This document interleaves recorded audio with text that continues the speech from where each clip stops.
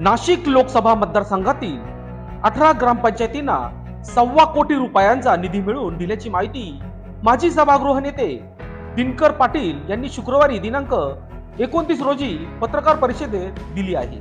यावेळी पाटील म्हणाले, विद्यमान खासदारांनी गेल्या 10 वर्षात नाशिक लोकसभा मतदारसंघातील खेड्यापाड्यातील पायाभूत सुविधांचे प्रश्न सोडवण्यासाठी कोणतेही प्रयत्न केले नाही असे म्हणत त्यांनी खासदार हेमंत गोडसे यांच्यावर टीका केली आहे। तसेच मला पक्षाने आदेश दिले आहेत, त्यानुसार मी लोकसभेसाठी तयारी करत आहे।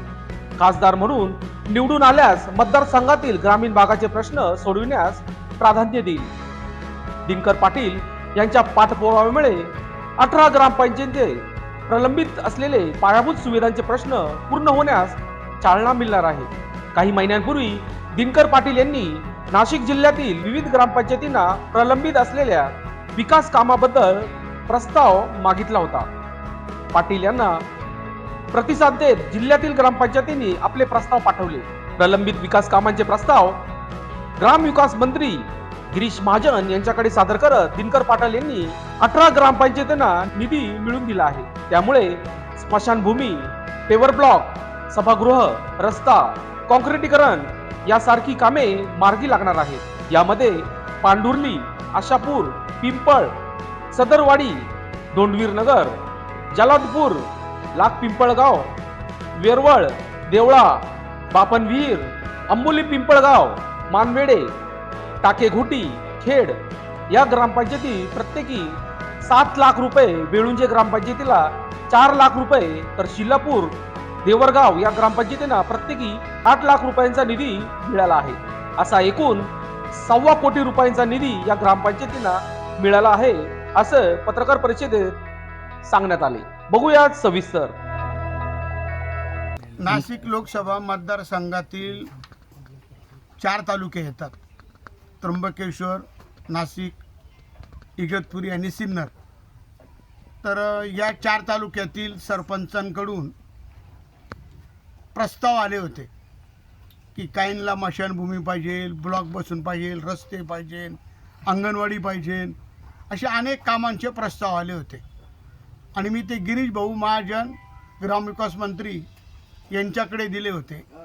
तर त्यांनी 4 तालुक्यामध्ये मला 18 गावांना आज 1.25 कोटी रुपये निधी दिला। तेच सर्व मंजुरीचे पत्र 18 गावच्या सरपंचांना दिलेले मी तुम्हाला पण देतो। आणि त्या अनुषंगाने आज मी पत्रकार परिषद घेतली। मला एक आनंद वाटतो की मी तर आज कोणत्याही पदावर नाही, फक्त भारतीय जनता पार्टीचा कार्यकर्ता म्हणून नाशिक लोकसभा मतदारसंघात मी 2 वर्षापासून पक्षाने सांगितल्यानुसार मी तयारी करतो आहे। आणि त्याच अनुषंगाने आज मला एक गिरीश भाऊंनी 18 गावांमध्ये 1.25 कोटी रुपये दिले, ते मी त्यांना दिली। त्याचा मला एक आनंद होतो आहे की गिरीश भाऊंनी सुद्धा या 18 गावाला निधी दिलेला आहे। एक गावाला 7-7 लाख रुपये आणि तो मंजूर झालेला आहे, ती कामं होतील।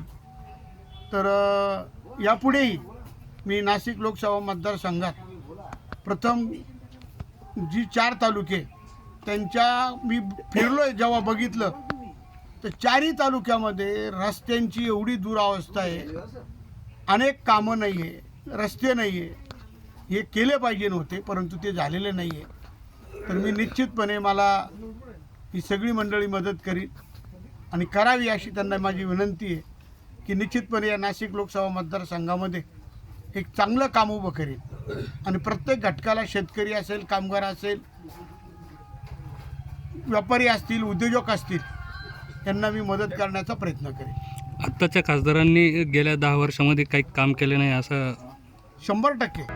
लोकशास्त्र न्यूजसाठी बंटी आढाव, सातपूर।